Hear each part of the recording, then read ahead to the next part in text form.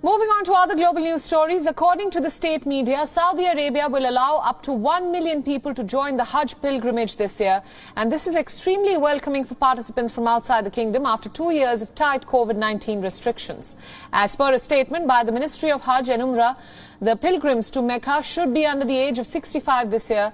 They should also be fully vaccinated against the coronavirus.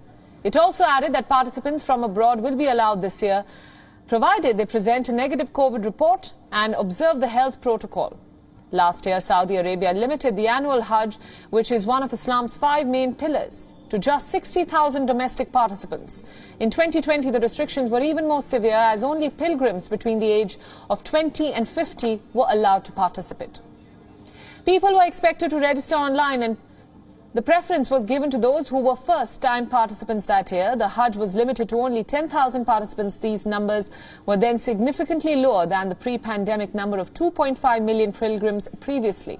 The kingdom earned about $12 billion a year from pilgrim visits to the holy sites of Mecca and Medina, and the year-round Umrah pilgrimage as well. With Saudi permitting non-domestic participants to join the Hajj pilgrimage, the country is sure to earn another daunting sum this year.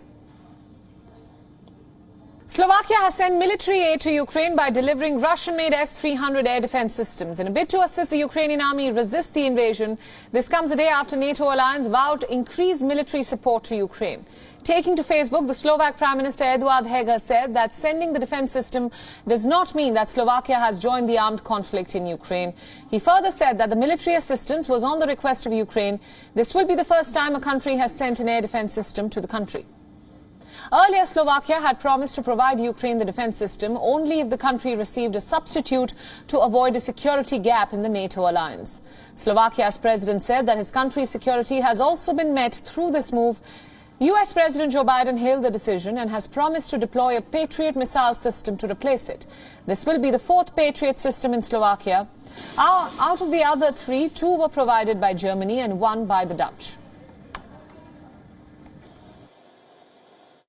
I think you all saw the Secretary's statement expressing our gratitude to the government of Slovakia for their willingness to transfer an S-300 air defense missile system to Ukraine. In that statement, he also talked about our ability, willingness, and upcoming provision of a temporary deployment of a Patriot system into Slovakia so that their air defense can be preserved. It's part and parcel of the larger effort that we've been doing now for quite some time to bolster NATO's eastern flank and improve our deterrence and defense capabilities there.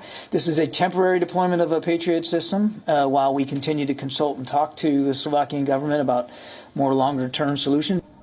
Slovakia was one of the countries which had warm ties with Russian President Putin, but his image has taken a dent since a continuous assault in January.